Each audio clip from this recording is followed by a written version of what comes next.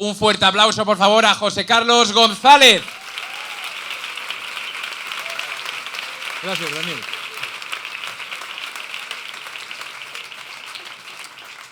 Pues primero que nada, muchísimas gracias, Enric, por haberme traído aquí. Muchísimas gracias a Pedro, a Javier, a Daniel, a Juanjo, a Claudia y a todos vosotros que estáis aquí. Yo supongo que he venido a hablar de esto, de mi libro, como decía el otro, que es Nuevas evidencias científicas de la existencia de Dios.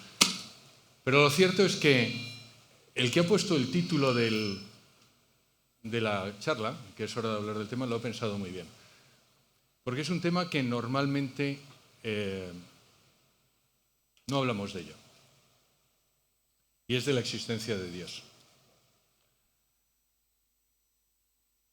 Vamos a ver, existen solo dos posibilidades, Daniel.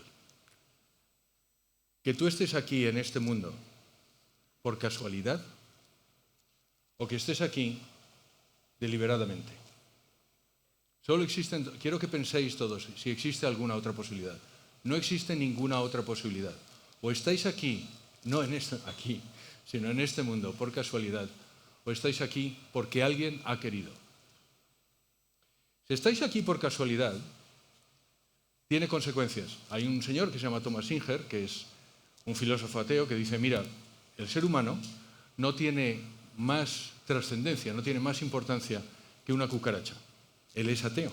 Él dice, simplemente hemos tenido más suerte. Y por tanto tenéis la dignidad de una cucaracha con procesos mentales más sofisticados. Esa es la conclusión lógica del ateísmo. Él lo lleva a sus últimos extremos, pero básicamente, si estamos aquí por suerte, si estás por casualidad, simplemente has tenido más suerte que una rata. Y por tanto tienes la dignidad de una rata. Ahora bien, si hay alguien que ha decidido que estéis aquí, es justo lo contrario. Justo lo contrario. Yo pienso que yo estoy aquí porque Dios ha querido. Eso me convierte en hijo de Dios. Con lo cual Daniel, Paco, está aquí porque Dios ha querido. Por tanto, tu vida tiene la dignidad que ha querido Dios y por tanto es sagrada. Y eso tiene esas consecuencias. Pero vamos a ver, ¿qué es lo que dice la ciencia? ¿Es uno o es otro? Pues la ciencia, indudablemente, en los últimos 50 años ha demostrado que no estáis aquí por casualidad. Y os voy a dar una serie de datos.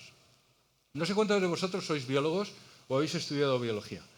El año 2004 termina el proceso del genoma humano y mapean el ser humano en el genoma. El tipo que lo ha creado, el director del proyecto Genoma Humano, es un tipo que se llama Francis Collins.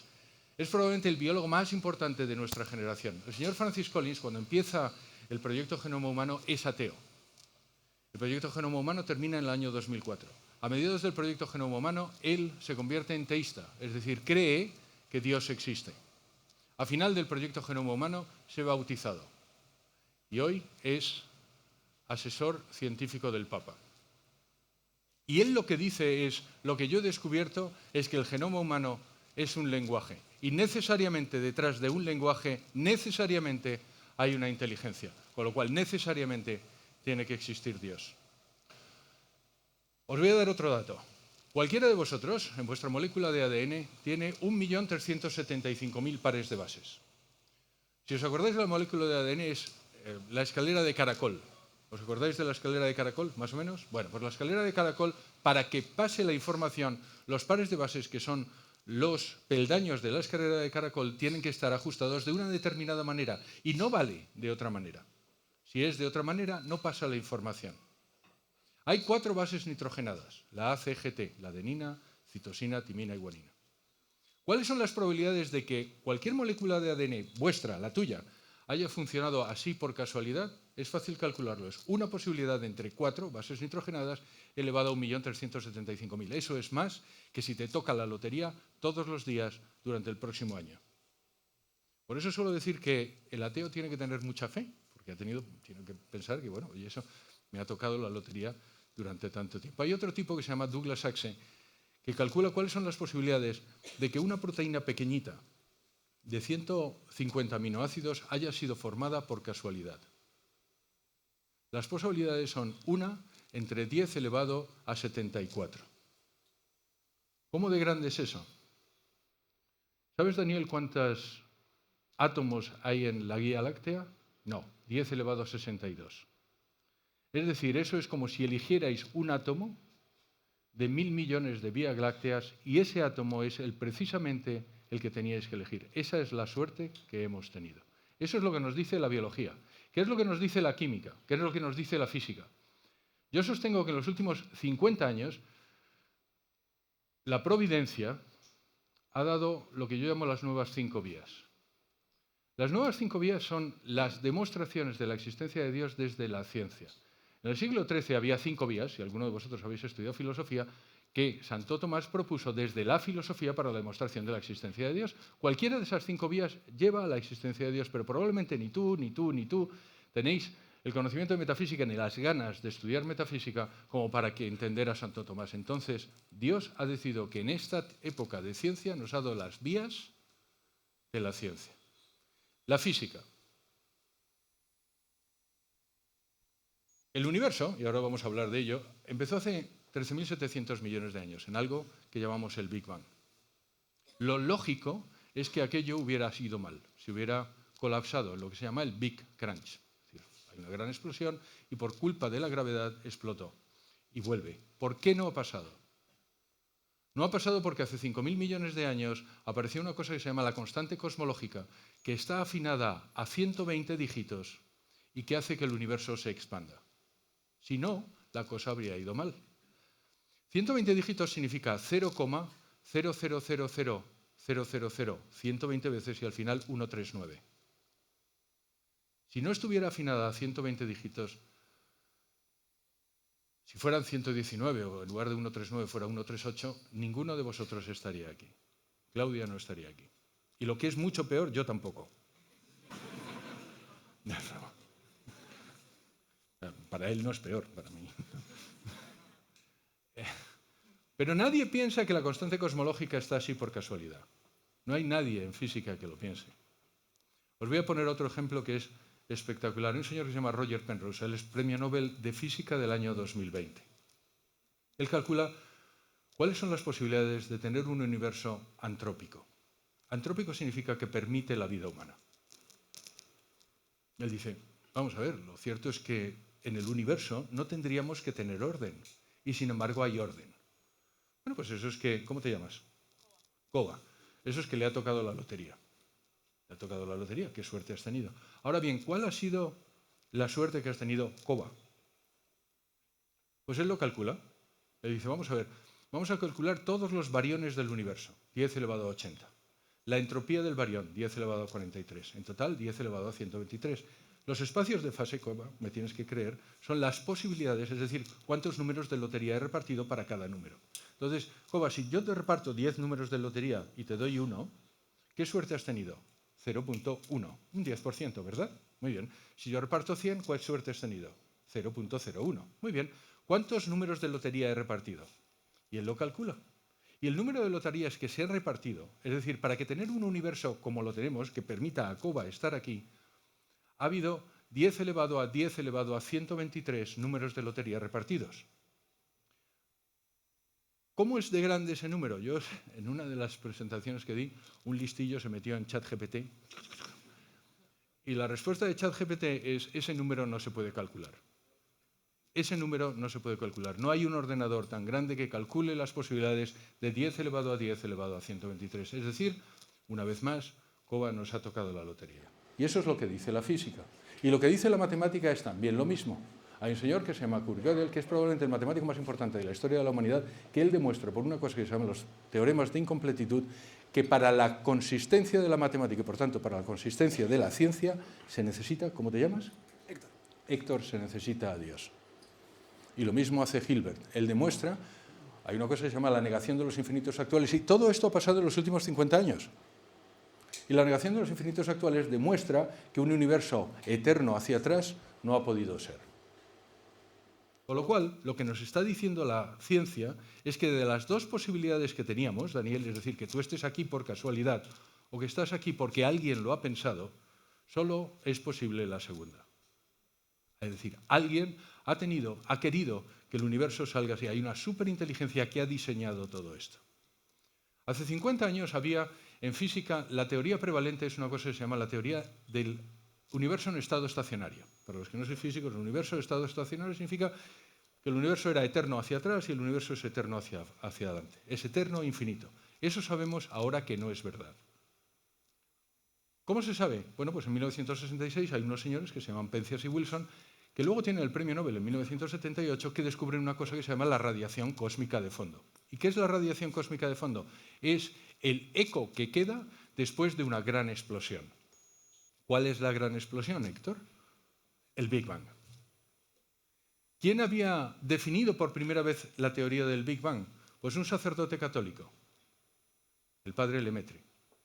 El padre Lemaitre la propone a mediados del siglo pasado, se ríen de él hasta que fallece en 1966, porque ha propuesto una teoría que demuestra o que lleva necesariamente a la existencia de Dios. Fíjate qué bonito, Héctor, él muere 6 meses después de que Penzias y Wilson hayan descubierto la radiación cósmica de fondo, de tal forma que se muere sabiendo que su teoría es verdad. Y desde entonces ha sido muy probada.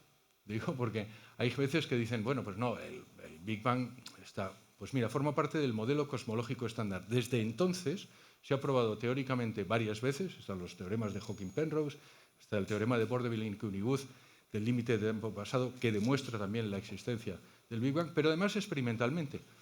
Ha habido por lo menos 3 satélites que se han mandado para intentar corroborar o no la teoría del Big Bang. Uno de ellos lo mandaron los soviéticos. Los soviéticos intentaron desdecir la teoría del Big Bang. Ellos decían que era el mayor reto que tenía el materialismo. De hecho, hay otra persona que no he mencionado, un señor que se llamaba Friedman, que él también descubre al mismo tiempo que el padre Lemaitre el Big Bang, pero lo matan. Los soviéticos lo matan a él y a su mujer cuando vuelven del viaje de novios. Y lo matan porque había precisamente formulado el Big Bang. Bueno, pues ellos mandan un satélite que es el Relict 1, que vuelve después de la caída del muro de Berlín y que se sabe que tiene los datos según el cual el universo tiene 13.700 millones de años, que era lo que había dicho el padre Lemaitre. Hay otro satélite americano que se llama el COBE. El director del proyecto COBE era un señor que se llama George Smoot. George Smoot es premio Nobel de Física del año 2006. Él era ateo. Cuando vuelve el proyecto COBE, con los resultados, se convierte y se hace cristiano. Luego hay otro satélite, el satélite WMAP, que vuelve en el año 2012 y viene a decir lo mismo. El universo tiene 13.700 millones de años, tiene 93.000 millones de años luz de extensión, tiene 10 elevado a 53 kilogramos de masa. Sabemos, Claudia, cuánto mide el universo, cuánto pesa el universo, cuánto tiempo tiene el universo. Ahora bien, los ateos y los que proponían el universo en estado estacionario tenían razón en una cosa. Es necesario un principio eterno que explique el universo. Ahora bien, lo que ya sabemos es que no es la materia, porque en el Big Bang lo que se crea es toda la materia del universo aparece en ese momento. Pero no solo toda la materia, sino el tiempo y también el espacio. Esto es difícil de entender. No hay tiempo, no hay espacio antes del Big Bang, con lo cual es difícil decir antes del Big Bang, porque no había tiempo. Pero lo cierto es que en el Big Bang se crea el tiempo, el espacio y la materia. Y si lo pensáis, tiene toda la lógica, porque si se crean solo la materia y el espacio, entonces ¿cuándo? Y si se crea la materia y el tiempo, entonces ¿dónde? Se tiene que crear las 3 cosas al mismo tiempo. ¿Pero qué es lo que nos dice eso? ¿Cómo te llamas? Irene, ¿qué es lo que nos dice? Que si todo el universo, materia, tiempo y espacio, se crea en un momento, aquello que lo creó no es ni espacial, ni temporal, ni material. Necesariamente, porque no había. De la nada, nada sale, dijo Parménides, que es un filósofo griego que, por cierto, era ateo. Si el universo, materia, tiempo y espacio han aparecido en un momento hace 13.700 millones de años, hay algo o alguien previo, vamos a llamarle previo, insisto, no hay tiempo, que no es ni material, ni espacial, ni temporal. Eso es lo que llamamos Dios. Pero es que además lo que sabemos es que cuida del universo. Porque, como te he dicho, la constante cosmológica aparece hace 5.000 millones de años. Cuando el universo iba a colapsar, resulta que no colapsa. Pero es que además también sabemos que es enormemente inteligente, porque de todas las posibles universos, pues resulta que ha creado el que se sostiene. Eso es lo que los cristianos llamamos omnisciente. Y si os dais cuenta, lo que la ciencia está diciendo es que hay un ser, llámalo algo, alguien, si no queréis llamarle Dios, los ateos, llamarle una superinteligencia, llamarle como queráis, pero lo cierto es que hay una superinteligencia que no es ni material, ni temporal, ni espacial, que cuida de la creación y que es superinteligente. Eso es lo que dice la ciencia. Y no hay vuelta de hoja. Y ahora, la buena noticia. La buena noticia es que si el materialismo es falso, Irene, tú puedes ser libre. El materialismo necesariamente es determinista. Y por tanto, si el materialismo es falso, tú eres libre. ¿Y qué quiere decir eso? Que ya no estás determinada a ser infeliz o no, sino que puedes ser feliz. No sé cómo voy de los 18 minutos, pero voy a terminar antes de tiempo. No quiero quedarme en tu felicidad, no me enteres. No quiero que... Pero vamos, no es por eso, sino... Pero realmente lo que quiere decir es que si tú eres libre, tu objetivo, y esto es lo que os quiero decir, vuestro objetivo en la vida es ser felices. Hay una frase, todo el mundo sabe, el libro no trata de religión, el libro es científico, pero todo el mundo sabe que soy católico. Como ha dicho Enrique al principio, soy el presidente de una televisión católica, la televisión católica más importante del mundo, pero el libro no es católico. Pero es cierto que hace dos Pascuas, no esta Pascua, la Pascua anterior, escuché una frase por primera vez que os quiero contar. Es de San José María. Y San José María dijo, cada vez estoy más convencido, pero lo dijo como pensando, cada vez estoy más convencido de que los que son felices en el cielo son los que han sabido ser felices en la tierra. Y yo también estoy convencido de eso. Y vuestro objetivo, Irene, y Héctor, y Claudia, y hasta tú, y vuestro objetivo, todo es broma, es ser felices en esta tierra y ser felices en el cielo. Ser felices en esta tierra y ser felices en el cielo. Para terminar, simplemente para que no penséis también, todo esto, todo lo que os he dicho es demostrable, está en el libro y lo podéis ver por otras fuentes, pero os voy a dejar con algunas citas de científicos. Max Planck, el padre de la física cuántica. Lo digo porque muchas veces me dicen, bueno, que la ciencia tiene evidencias para la existencia de Dios. Bueno, pues Max Planck dice, la ciencia impone a Dios. Lo dice todavía más gordo que yo. No, la ciencia no te deja fuerza, te impone a Dios. Werner Heisenberg, el otro padre de la física cuántica, dice, el primer trago de las ciencias naturales te hará ateo, pero al final del vaso está Dios esperándote. Millikan, que es un premio Nobel de física, él dice, no conozco a ninguna persona inteligente que no crea en Dios. Hay otro, que es un premio Nobel de química, lo dice todavía peor. Dice, solo un idiota puede ser ateo. Eso no lo digo yo, lo dice él.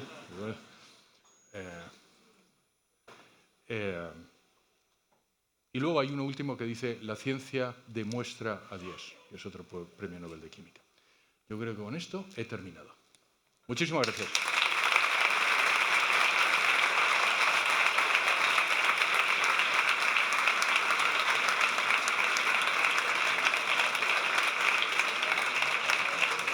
¿Me das una botella de agua? Sí. ¿Un voluntario puede traer agua? Sí. Vale, preguntas.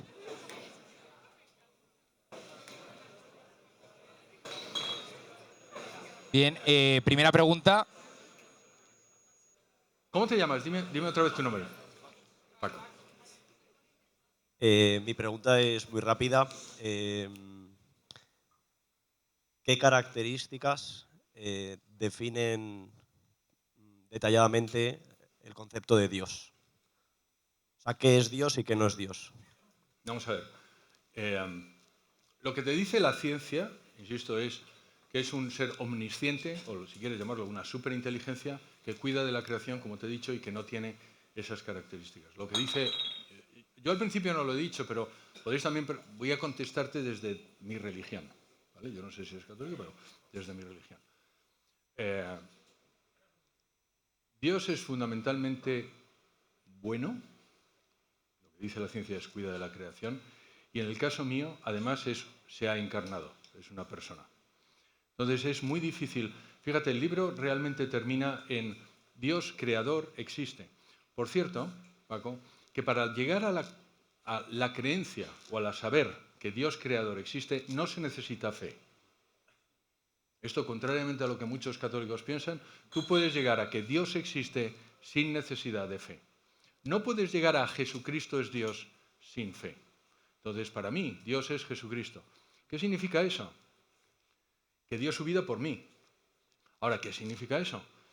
Que yo estaba jorobado y el tipo, y acaba de pasar, se crucificó por mí. Y que no había otra solución para mí, ni para ti. Entonces, la principal característica de Dios es misericordioso y es bueno. O sea, yo lo digo porque, o sea, yo creo en Dios, ¿no? El Dios católico, por decirlo de alguna manera, pero creo que la premisa que toma mucha gente, y ahí ha pasado en el pasado, es que no entienden o tienen una visión de Dios que dista mucho de lo que es Dios en realidad. Entonces, partiendo de una premisa mala, es imposible creer en algo en lo que yo tampoco creería. Vamos a ver, el Dios de la ciencia es un Dios personal. Voy a explicar lo que es esto. Existen varias gradaciones. Está ateo. ¿Qué significa ateo, Paco? Creo que Dios no existe. Es una fe, es una creencia, no es una fe en negativo. Yo creo que Dios no existe. Está el agnóstico, que dice, yo no sé si Dios existe. Está el deísta, que dice, Dios existe, pero no tiene nada que ver conmigo, no hace nada, creó el mundo y lo dejó. Luego está el teísta, que es Dios existe y es personal. Y finalmente está el religioso, que es Dios existe, es personal, además se ha encarnado y yo practico una religión. La ciencia te demuestra el Dios teísta. ¿Teísta qué significa? ¿Qué significa ser personal? Personal significa es una inteligencia individual de naturaleza racional. Eso es básicamente lo que te dice Boecio sobre lo que es una persona. Y lo que en práctica significa es que puedes tener una relación con él. Es decir, él te escucha. El Dios de la ciencia es un Dios que interviene en el universo. Como te he demostrado varias veces, y está en el libro más veces, cuando la cosa iba a ir mal, interviene para que la cosa no vaya mal. Hasta ahí es donde dice la ciencia. Donde dice la religión es que además se encarnó por ti, es decir, que te quiere individualmente de tal forma que va a hacer todo por ti. Ahora, esto es muy importante porque yo cuando doy las conferencias, que no es de este formato, como te puedes imaginar, siempre termino dando gracias a Dios. Porque realmente lo que la ciencia dice es que cada uno de nosotros existe por un acto deliberado de ese que llamamos Dios. Pero no es como cuando mi hija Clara tira la pelota y se olvida de la pelota. Si Dios no quisiera, Paco,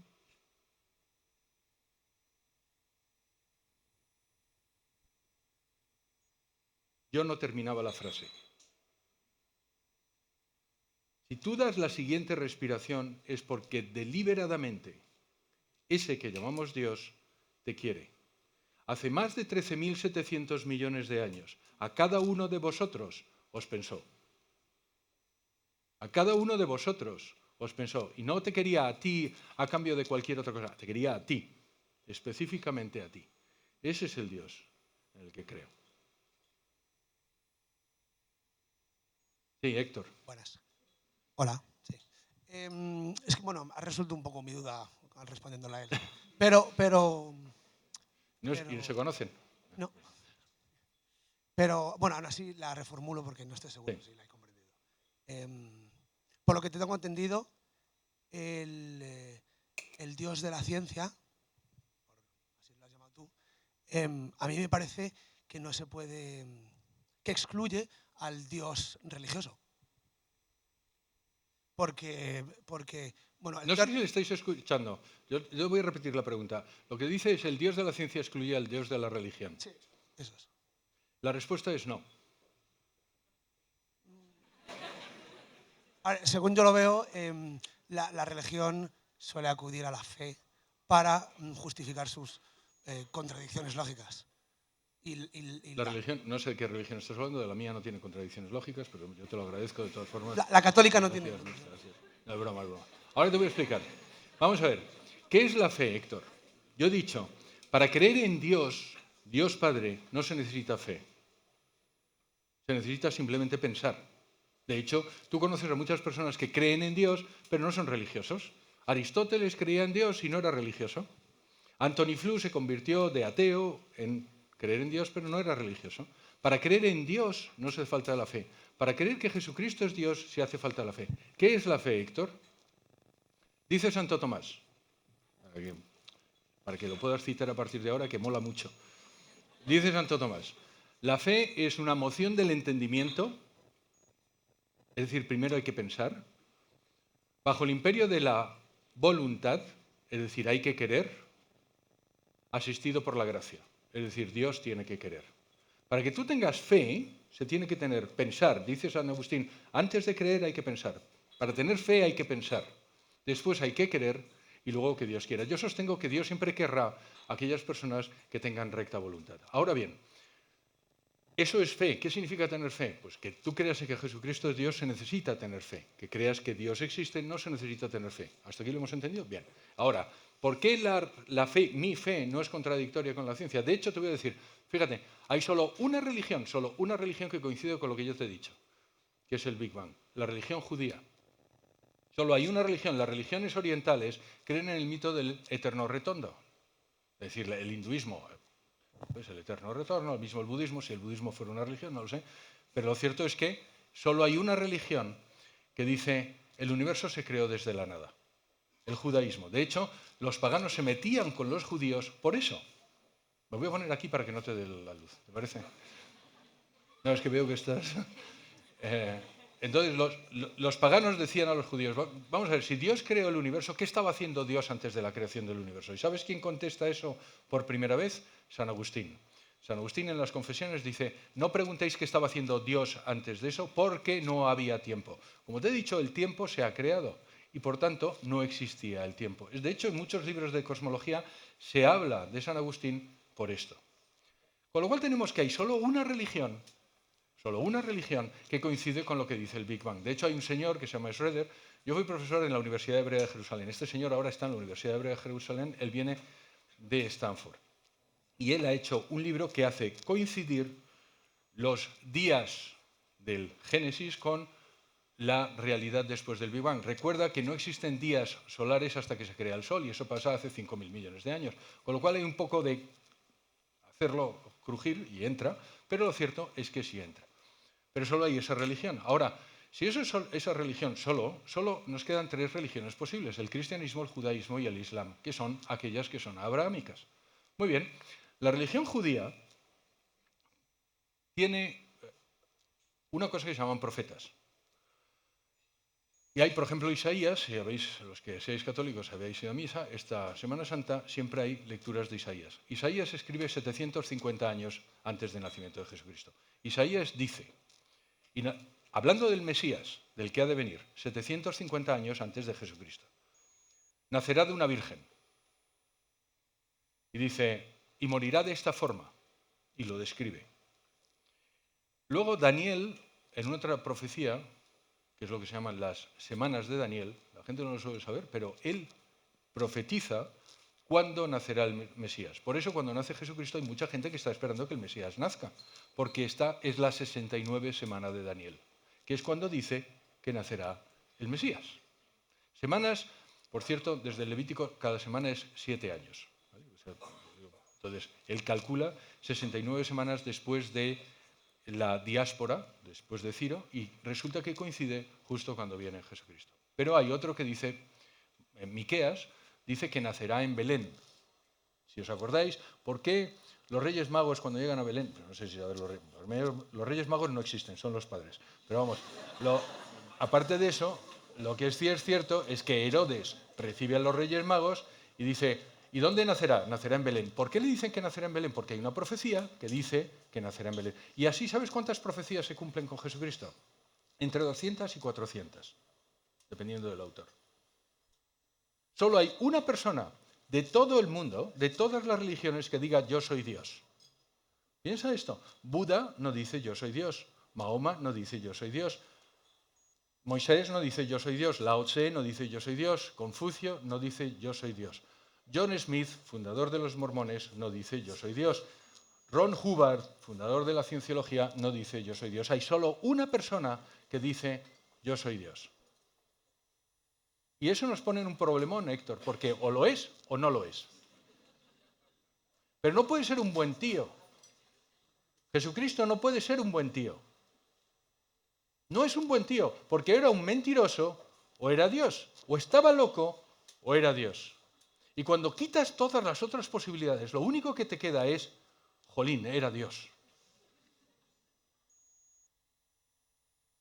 Y tiene todo el sentido del mundo. Porque ese Dios de la ciencia del que te estaba hablando, Paco, es un Dios que nos cuida. Y cuando estábamos,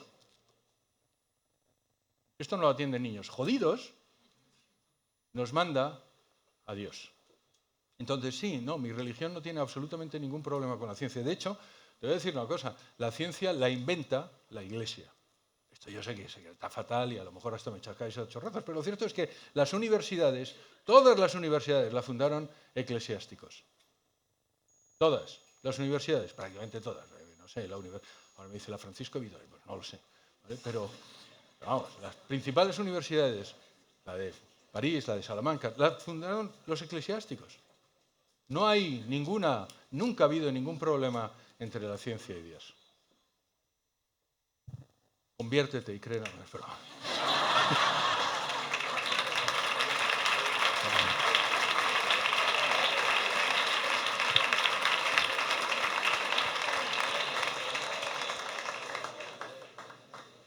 Si no tienes preguntas, empiezo a preguntar yo, ¿eh? Sí, hola. Oh. ¿Qué tal? Aquí, delante, abajo, primera fila. Hola, ¿qué tal? ¿Cómo te llamas? Inés. Inés. Inés. O sea, mi pregunta es, has hablado mucho como del inicio, del Big Bang, de todas las características que tienen que pasar, que la probabilidad de que sea casualidad es prácticamente cero, pero como que no hemos hablado nada como del final. Hemos hablado del principio, pero no del final.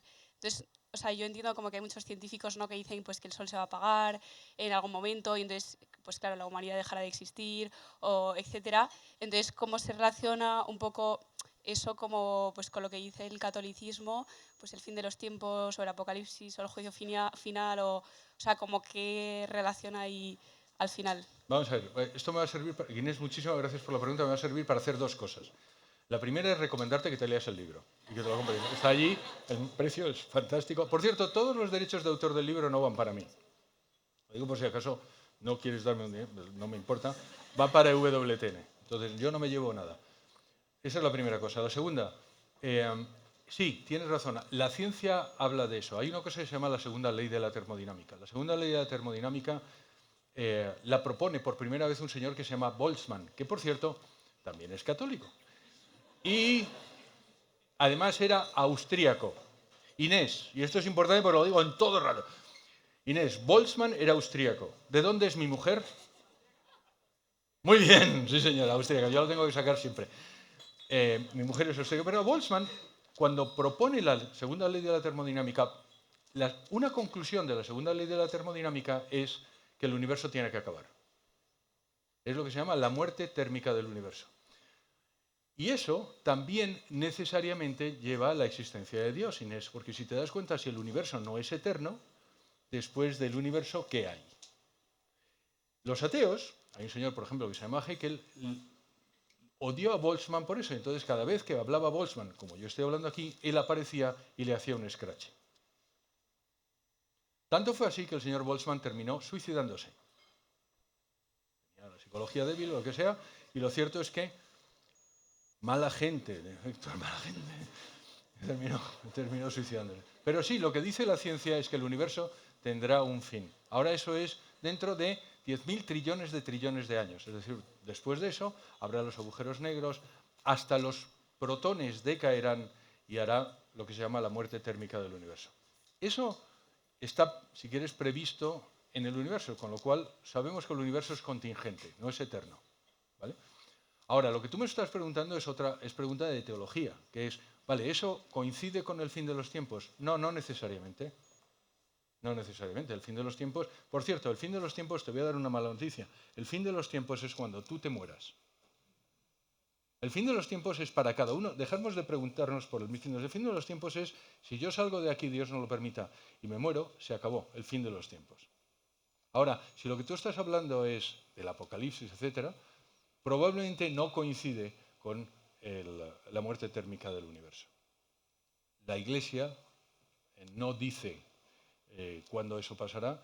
De hecho, la recomendación es la que yo te he dado. Es decir, no te preocupes de eso, preocúpate de tu vida, que esa es las... No, ya sé que no estás preocupada, pero vamos, hay personas que sí, hay personas que están todo el día leyendo cuándo va a pasar, pues Garabandal para aquí, por cierto, yo quiero Garabandal mucho, o sea que, pero sí es verdad que la gente... Entonces, esa preocupación te lleva a quitarte el foco de las preocupaciones reales. Como le he dicho antes, aquí a tu amigo, lo cierto es que la ciencia lo que te dice es, tú eres libre y por tanto eres responsable. Y lo que hagas con tu vida es tu responsabilidad. Y eso es de lo que nos tenemos que preocupar. Hola, buenas noches. Yo aquí. Ah, hola, ¿qué tal? ¿Cómo te llamas? Ana. Ana. Y bueno, yo me disculpo porque la pregunta es un poco tópica y probablemente algo demagoga, pero me interesa conocer cómo formula usted la respuesta. Si todo es deliberado, ¿no? Como usted planteaba, si yo no termino la frase es porque Dios quiere y si... Dios lo permite. Porque Dios lo permite. Y si cogemos el siguiente respiro también es porque es el plan de Dios que cojamos ese respiro, entiendo que es lo que se dice. Me gustaría saber cómo formula usted la respuesta a la pregunta de cómo suceden las cosas que Malas. suceden en terribles. O sea, ¿por qué hay alguien durmiendo en la calle debajo de mi casa si Dios elige las cosas que pasan? O sea, entiendo que es demagogia, pero... No, quiero que sepas que esa es el mayor reto que tienen las personas que pensamos como yo, es contestar a esa pregunta. Pero lo voy a reformular, Ana, si no te parece mal. La pregunta es, vamos a ver, si Dios es bueno y es omnipotente, voy a mirar a Héctor. Si Dios es bueno y es omnipotente, ¿por qué permite las cosas que permite? Porque si es omnipotente, debería solucionarlas. Y si no las soluciona, es porque no es omnipotente. O bien porque no es bueno. ¿Verdad? Y hay cosas malas que ocurren en el mundo. Y las vemos todos a nuestro alrededor. Y pasan. Y además, os voy a decir una mala y una buena noticia. Las cosas malas están aleatoriamente distribuidas entre los creyentes y los no creyentes, con lo cual no hay más posibilidades que yo me salve que Pepe se salve de las cosas malas. Ahora te voy a contestar de 5 formas. La primera, ¿cuál es la respuesta del ateísmo? Porque esa pregunta normalmente se le hace a personas como yo, que somos creyentes, empujando de, bueno, Dios no debe existir porque... Bueno, vale, de acuerdo, ahora te contesto. Y yo voy a dar una respuesta que te va a dar una respuesta y además te va a dar esperanza. Pero, antes que eso, ¿cuál es la alternativa? ¿Cuál es la alternativa del ateo? Si las cosas malas pasan, el ateo, ¿cuál es su respuesta? ¿Sabes cuál es su respuesta? Te fastidias. Te fastidias, no hay respuesta. Has tenido mala suerte. Esa es la respuesta. Entonces vamos a ver que la respuesta alternativa realmente no ayuda mucho. Ahora, ¿cuál es la respuesta desde el cristianismo? No desde la ciencia, desde el cristianismo, Ana. Hay 2 tipos de mal. El mal espiritual. El mal espiritual cuya naturaleza es lo que nosotros llamamos el pecado y cuyo origen es el libre albedrío. Es decir, tú haces algo mal, cometes eso que se llama un pecado, y hay un mal espiritual que te afecta a ti y, por cierto, a todos los demás. Porque cuando hacéis una cosa no es solo para ti, es para todos los demás, con lo cual le afectas a Paco y a mí. Eso es el mal espiritual. Y luego está el mal físico. El mal físico tiene, por naturaleza, el sufrimiento, y por origen el mal espiritual. Es decir, todo viene por el mal uso del libre albedrío.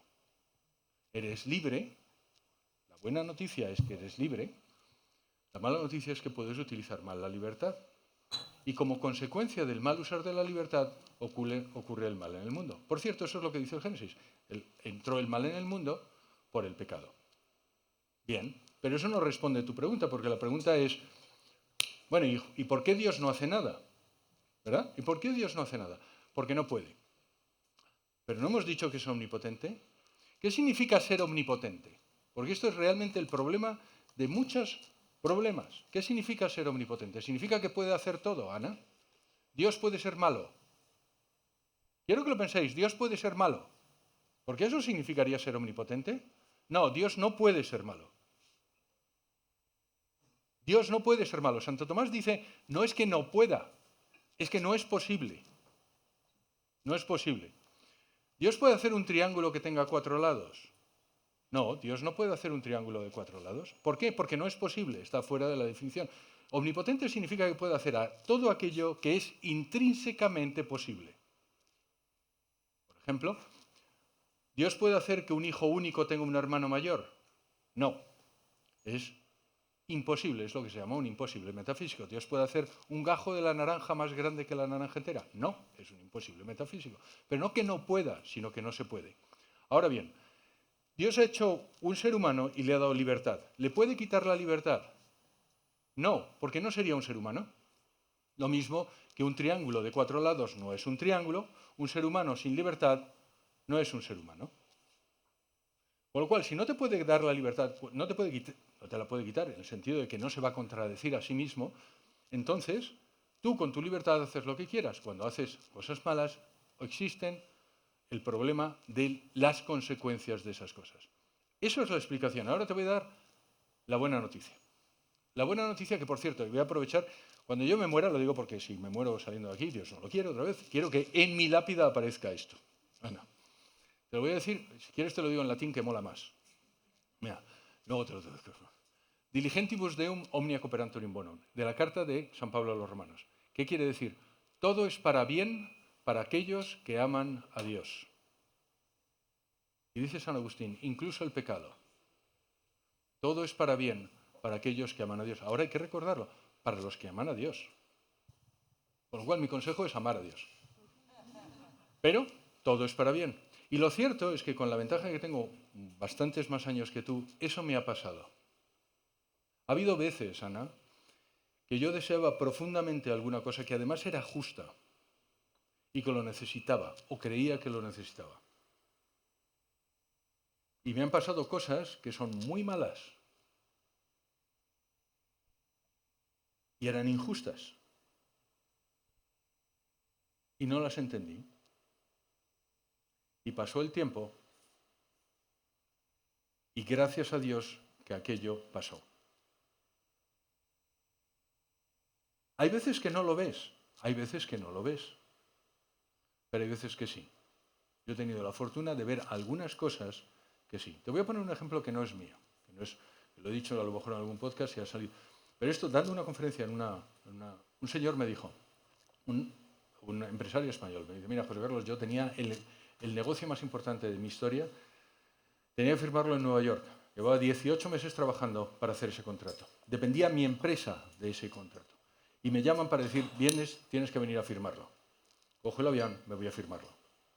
Esto existe. Quiero decir, te puedo dar el nombre de la persona si quieres saberlo después. Va a Nueva York. Según se está acercando a donde tiene que tener la reunión, le llaman por teléfono, le dicen, no, hemos cancelado el contrato por razones A, B y C, lo siento mucho, vete a tu casa. Puedes imaginar, 18 meses, toda su empresa dependía de ese contrato.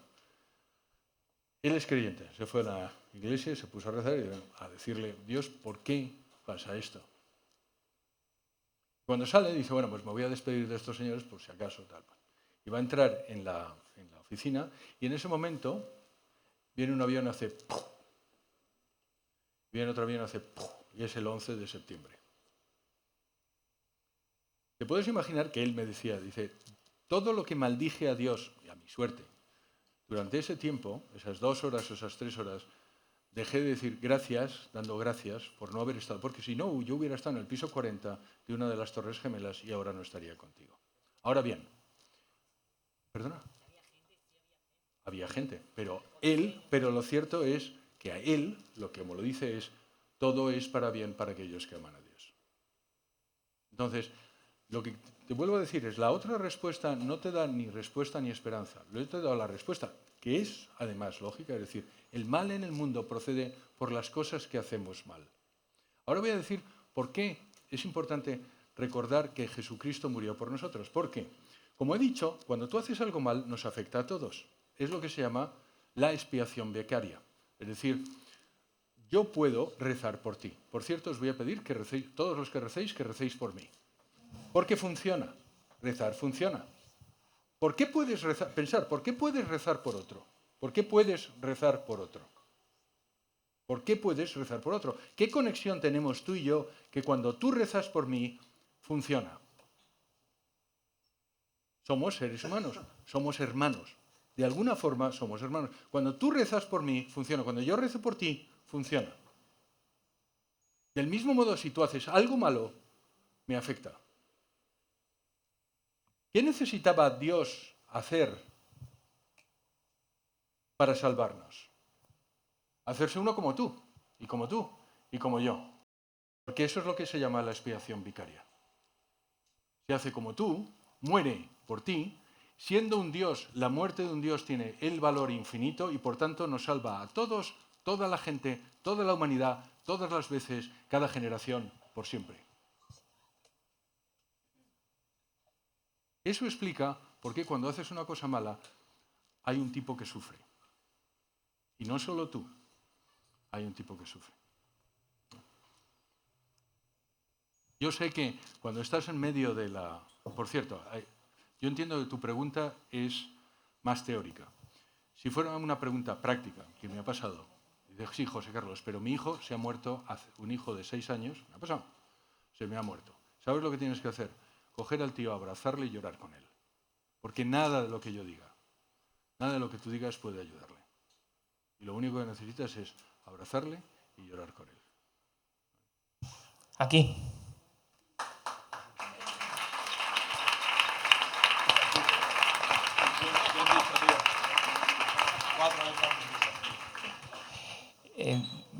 Yo te quería plantear Hola, ¿cómo estás? ¿Cómo dos te llamas? objeciones. Yo me llamo Pablo. Pablo, ¿qué tal?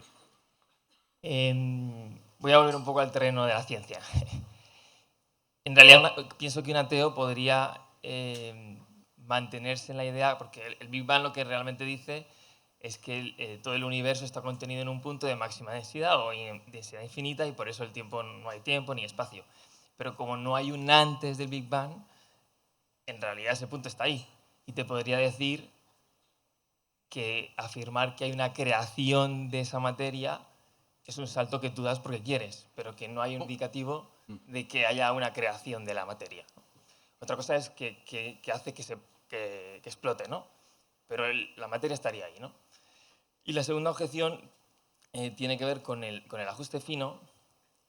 Yo esto lo he leído en algún filósofo de la ciencia que dice que el ajuste fino tendría sentido si pudiésemos demostrar que en efecto hay otras posibilidades para esas constantes. Pero que si realmente mañana descubrimos que la relación entre el protón y el electrón tiene que ser esa por narices, en realidad no habría ningún ajuste fino, porque no habría otras posibilidades. Es como decir que si tengo un dado que siempre pone 6, pues voy a tirarlo y siempre va a salir 6. No tendría ningún misterio más que ese, ¿no? Entonces, ¿cómo responderías a una persona que... Yo es que no soy ateo. A mí. Pero me refiero... Alguien me ha dicho. Es que yo no soy ateo, pero bueno, te planteo la objeción. ¿Cómo te llamas, Pablo? Pablo. Entonces, ¿cómo responderías a un ateo que defiende esto? Varias respuestas. También, Pablo, te recomiendo lo mismo que Inés. Por favor, cómprate el libro porque las respuestas... La respuesta es, primero, una de las cosas que he observado, Pablo, es cuando uno hace una panoplia de argumentos y de evidencias, y yo te doy evidencias de la matemática, y te doy evidencias de la biología, y te doy evidencias de la física y de la cosmología, a veces el ateo coge... perdón, la constante cosmológica no está a 120, sino a 119. ¿Cómo? Entonces, hay muchas veces que la sensación que tengo, y no es la tuya, Pablo, puesto que tú estabas hablando de lo hipotético, es que alguien está buscando el resquebrajamiento para seguir no creyendo. Entonces, la primera respuesta es, chato, contéstame a todo lo demás y luego te contesto esto. ¿Vale? Entonces, primera respuesta es, hay que ver si la intención de la persona, insisto, no es esto, la intención de la persona es, porque muchas veces lo que está buscando el ateo es, necesito seguir no creyendo. Como he dicho, la razón principal por la que las personas son descreídas o escépticas es la voluntad. Hay un señor que se llama Thomas Nagel, que es un filósofo ateo, que él dice, a mí me sorprende que todas las personas alrededor de mí que son inteligentes crean en Dios. Porque yo no quiero creer en Dios. Yo no quiero un universo que necesite a Dios. Fin de la cita. ¿Qué es lo que está diciendo Thomas Nagel? Lo que está diciendo es, yo quiero ser Dios. Yo no quiero necesitar a Dios. Yo no quiero ser persona creada. Eso muchas veces me he dado cuenta que es lo que está detrás del escepticismo. No siempre, en absoluto, y menos con gente de vuestra, pero gente de la mía, sí. Es decir, yo ya tomo una postura, estoy confortablemente sentado, por favor no me la cambies, por cierto he visto que no sé qué. Lo cierto es que, voy a empezar con la segunda, el ajuste final. No, no es así. De hecho, también verás en el libro, las constantes podrían ser de cualquier otra magnitud. De hecho, voy a poner un ejemplo que le debes decir a tus amigos los ateos. Vamos a ver, ¿cuál es la velocidad de la luz? En el vacío, 300.000 kilómetros por segundo en vacío. ¿Por qué, Pablo? ¿Por qué? Porque es así. No hay ninguna razón. No hay razones para que las constantes sean las que son. Decía Turok, cuando ve las órbitas de los electrones, dice, y le preguntan, ¿por qué las órbitas del electrón? Dice, no lo sé, no hay forma, pero lo cierto es que opero con ello. Las constantes son las que son sin ninguna obligación. De hecho, las constantes no se deducen, se observan. ¿Por qué se observan? Porque existen. ¿Por qué existen? Porque son así. Pero si no fueran así, no existirían y, por tanto, el universo no existiría. No hay ninguna razón para que la velocidad de la luz sea constante. Empezando por, podría no ser constante. Sin embargo, es constante y tiene esa velocidad. Si no fuera constante, no fuera esa velocidad, ninguno de nosotros estaríamos aquí. Ahora, segunda, la matemática, Pablo. ¿La matemática se inventa o se descubre? Se descubre, muy bien. La matemática se descubre. ¿Por qué? ¿Por qué? ¿Que por qué se descubre? Porque existe. Porque existe. Pero fíjate, lo que es interesante de la matemática es que los artificios matemáticos los puedes descubrir tú y yo y son los mismos. Es decir, los artificios matemáticos son externos a nosotros, objetivos, independientes de nuestra voluntad y permanentes. ¿Quién los ha puesto allí? ¿Quién? Esa sola pregunta debería convertir a todos los ateos. Porque las matemáticas están ahí para ser aprendidas y son lo mismo para ti que para mí. Y no tienen nada que ver, es puro artificio intelectual. De hecho, hay otro tipo que se llama Wigner, que él es premio Nobel de Física, que se hizo más famoso por un papel que escribió sobre la extraordinaria, él llama milagrosa, unión entre la física y la matemática. Porque él dice, la matemática es puramente intelectual, la física es la observación de la naturaleza. Y sin embargo, la física utiliza la matemática y funciona. Y dice, ¿y por qué? Dice, nadie lo sabemos. Nadie lo sabemos, ningún físico sabemos por qué los artificios matemáticos funcionan en la física cuando es de la materia. La física es la materia y la matemática es de aquí. Y sin embargo funciona. ¿Y por qué? Y ahora sobre el Big Bang. Lo cierto es que, aquí meto filosofía, insisto, de la nada, nada sale. Con lo cual, si el universo, y en eso estamos de acuerdo todos, aparece hace 13.700 millones de años, tiempo, materia y espacio, la pregunta que yo le daría al ateo es, ¿por qué? Porque yo tengo una respuesta, y es que hay un ser que no es ni material, ni espacial, ni temporal, que es el que lo crea. ¿Cuál es la respuesta del ateo? Te voy a decir, absolutamente, 100% de las veces la respuesta es esta. No lo sé, pero no es Dios. Lo que no es una respuesta muy científica. Gracias, Pablo. Voy a cambiar de... Hola. Coño. Perdón. Uy. ¿Qué tal, José Carlos? Oye, muchas gracias por la charla. Perdón, que se ha liado el micro. Yo te quería hacer una pregunta desde la perspectiva de la ciencia. ¿Cómo te llamas, perdona? Yo, Juan. Juan. Desde la perspectiva de la ciencia, ¿quién creó el mal? ¿O ¿Quién cómo se creó creó el mal? ¿Él? El mal. Ah. Como lo malo, lo maligno, ¿no? ¿Existe? ¿La ciencia podría probar que el diablo existe? O que, vamos, algo por el estilo. Si es una noción, es una idea. Gracias. Gracias por la pregunta. ¿Cómo decías que te llamabas? Juan. Gracias, Juan. Esto sí que completamente se aleja de la ciencia. ¿Vale? Entonces, ¿qué es el mal? Es la ausencia de bien. Entonces, ¿quién creó el mal? Cuando tú te alejas de Dios, se crea el mal. La ausencia de bien, y el bien siendo Dios, es la creación del mal. ¿Existe el demonio? Sí. Tengo pruebas. No son científicas, pero sí existen. De hecho, seguramente hay pruebas científicas micro, no macro, o sea, no estamos hablando de cosmología, pero micro, que demuestran que sí existe el demonio. ¿Qué es el demonio? El demonio, una vez más, es un ser personal. No nos equivoquemos, no es un ser personal. Vuelvo a lo que te dije, un ser personal, es decir, es un intelecto, es alguien con el que te puedes comunicar. ¿Cuál es su objetivo? Alejarte de Dios. Su único objetivo es alejarte de Dios. Y por tanto, llevarte al mal. ¿Qué hemos dicho que era el mal? La ausencia de Dios. Con toda seguridad existe. Me gustaría decir otra cosa, pero no puedo. José Carlos, última pregunta. Aquí. Aquí. Aquí. Atrás. Ah, Hola. ¿cómo te llamas? Pablo. Yo te quería preguntar, o sea, tú has demostrado, o bueno, en el libro hablas, ¿no?, sobre que Dios existe, pero tú realmente no estás demostrando que hay algo que existe. Pero ¿por qué lo llamas Dios? ¿Por qué no puede ser cualquier otra cosa? De hecho, te voy a decir, gracias Pablo, te voy a decir, al principio del libro, yo no le llamo Dios. Yo le digo, eso que llamamos Dios. Algo, alguien, eso que llamamos Dios. Según va pasando, las características, o sea, ese que llamamos Dios empieza a tener un perfil.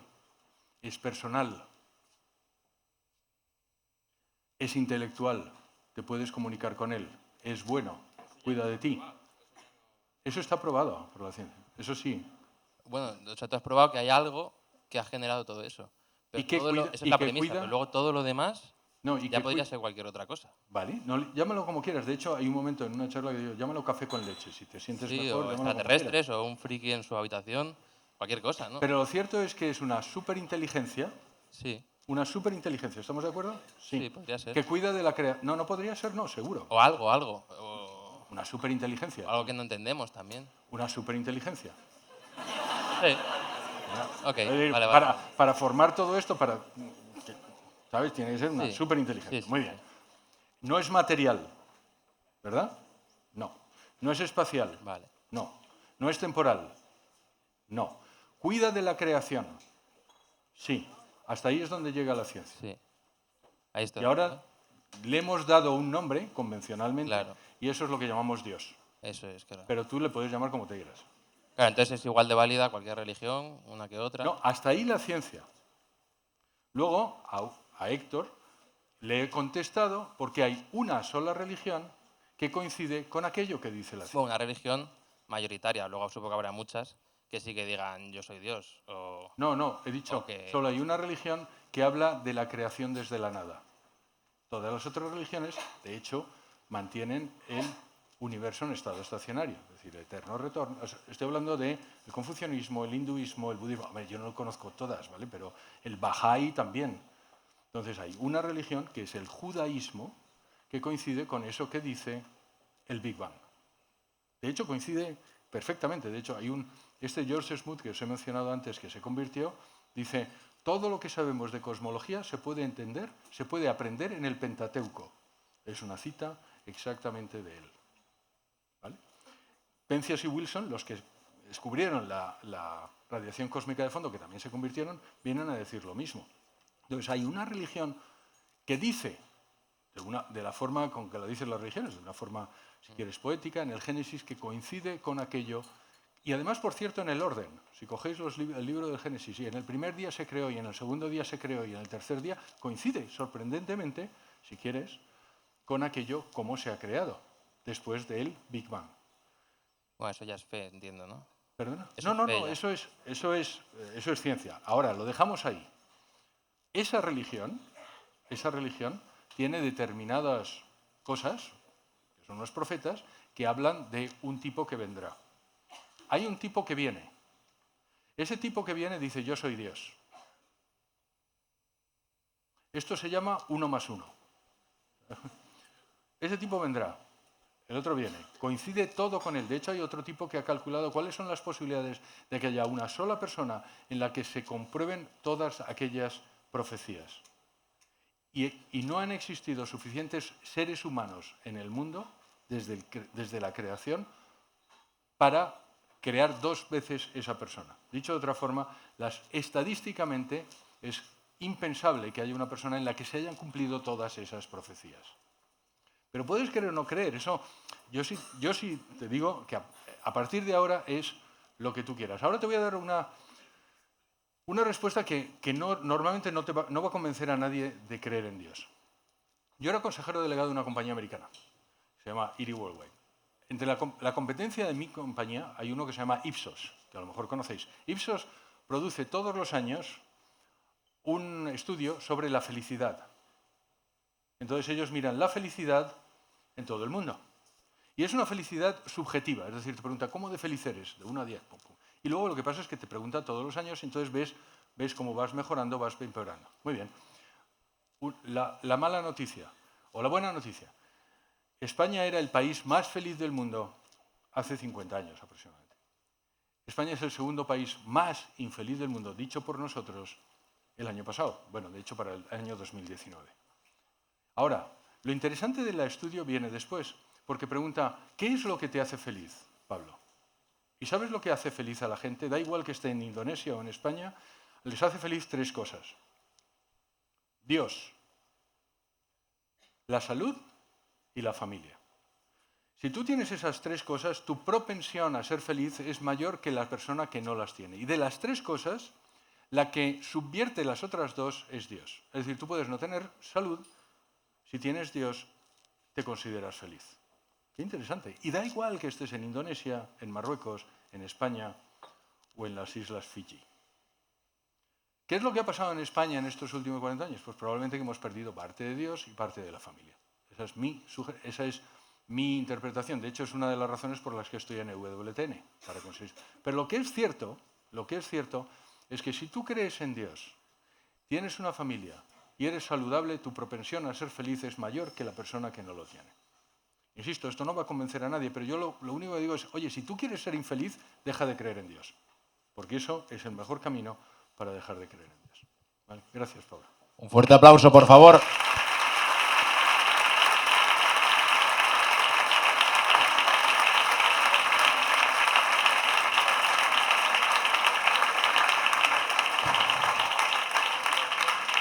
Bien, bueno, José Carlos, mil gracias. Muchas manos, gente se me ha acercado amenazándome, así que te invitamos a cenar. Quien quiera comprar su libro, José Carlos mostrará la entrada. Si quieres también firmar o quedarte un ratillo, te invitamos a cenar. Así que nada, el viernes lanzamos próximo cinglado y último cinglado del curso. No apto para todos los públicos. 21 de mayo, Javier Recuenco. Repito, no apto para todos los públicos. Así que gracias a Guara y Estrella, y el Domino's está aquí, así que quien quiera, José Carlos estará en la entrada. Muchas gracias a todos. Gracias.